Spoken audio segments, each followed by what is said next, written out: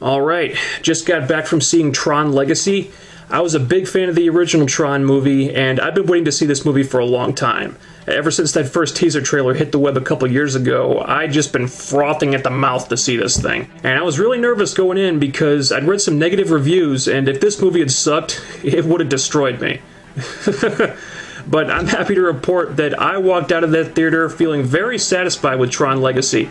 And the biggest reason for that is that this movie was clearly made for fans of the original movie. And you could tell the filmmakers were big fans too, because there's so many nods to the original here. Not just basic stuff like the light cycles, but Flynn's arcade, that huge-ass Encom door, the solar sailor. They even got a mention of Dillinger in there. They didn't get David Warner back to play Dillinger and Sark, and I was a little disappointed by that.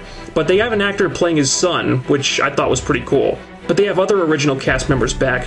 Jeff Bridges, of course, is back as Flynn, also as Clue, which was awesome. Bruce Boxleitner is back as Alan Bradley in Tron. But my favorite part was that they worked in that classic Tron pose. Oh man, I was so geeked out. You could tell they had a lot of reverence for the original movie. Maybe to the point where there was almost too much.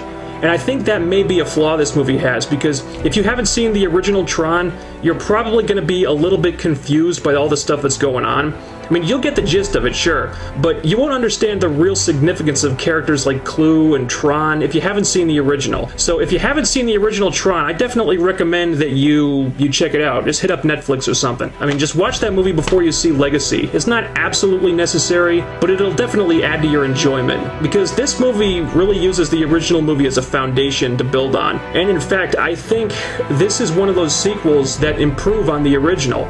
Not just from a technical aspect, although the visuals are incredible, but creatively, this is just a better, more complete story. I mean, I'm going to try to avoid spoilers here, but the story is that Flynn mysteriously disappeared about 20 years ago, leaving his son behind, and he's been trapped in the digital world for decades because Clue turned against him and took over the place.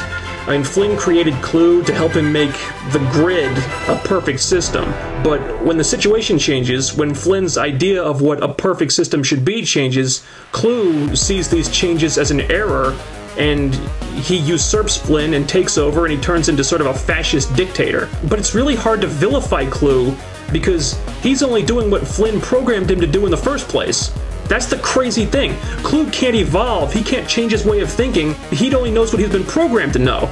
And Flynn can change because he's a real person. But when Flynn changes, Clue doesn't understand it because he's not programmed to understand it. That's such a cool concept. There are a couple inconsistencies, which, granted, is not new to this franchise. I mean, I love the original Tron movie, but if you actually sit down and analyze that story, it's got a lot of holes in it. I mean, there are a few minor holes here that I was kind of wondering about. Like, why would you bleed in the digital world? Why would you need to eat food? I understand that users are different from programs, but that still felt kind of iffy to me. Also, this business of programs trying to traverse between the digital world and the real world, that had me kind of scratching my head.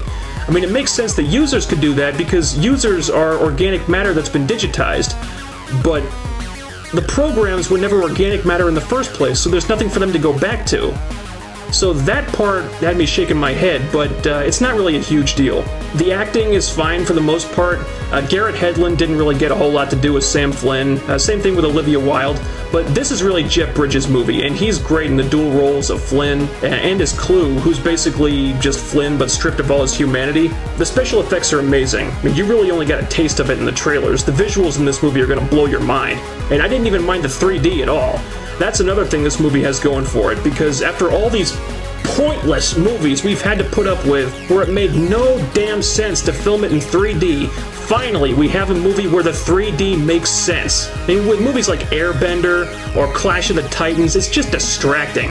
But for a movie that takes you inside the digital world, that's something you film in 3D. And the score by Daft Punk is awesome. And in fact, you're listening to it right now. This is the most memorable film score I've heard since Avatar. And I don't even like Avatar that much in hindsight, but it did have great music. I mean, I've been humming the main theme for hours. I mean, I walked out of the theater and went straight to Best Buy and got myself a copy of it. See? Right here. So yeah, I love this movie. The visuals are stunning. The story is a geek's wet dream. I think it does drag a little bit in the second half, just because there's 2 or 3 big expository scenes that come one after the other, and that does slow the pacing down somewhat, but I'm just nitpicking here. I think if you were a fan of the original Tron, you'll dig the hell out of this. If you're not, you may have some problems with it. But I love the original movie, so I had a blast. So check out Tron Legacy. This movie gets my seal of approval.